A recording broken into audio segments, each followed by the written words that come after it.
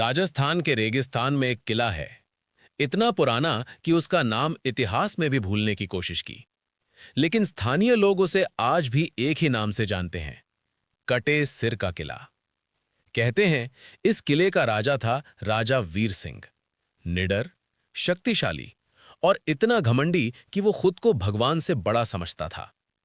एक रात जब किले में दीप जल रहे थे और हवा असामान्य रूप से शांत थी, तभी किले के द्वार पर एक साधु आया।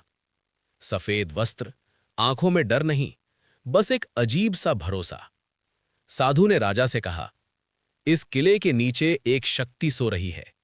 अगर उसे जगाया गया तो राजा का वंश नहीं, उसका सिर भी नहीं बचेगा। राजा हंसा।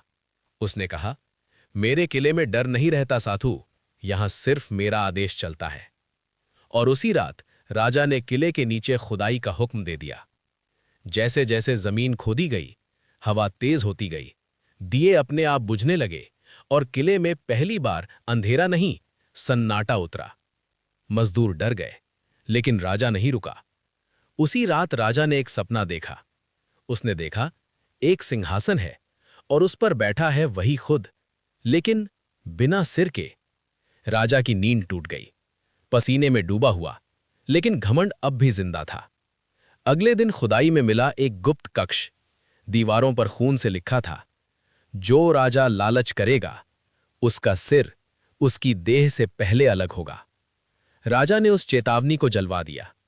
उस रात आसमान में बिजली कड़की, दरवाजे अपने आप बंद हो गए और पहरेदारों ने देखा राजा महल के गलियारे में चल रहा था, अपने ही कटे सिर को हाथ में पकड़े हुए।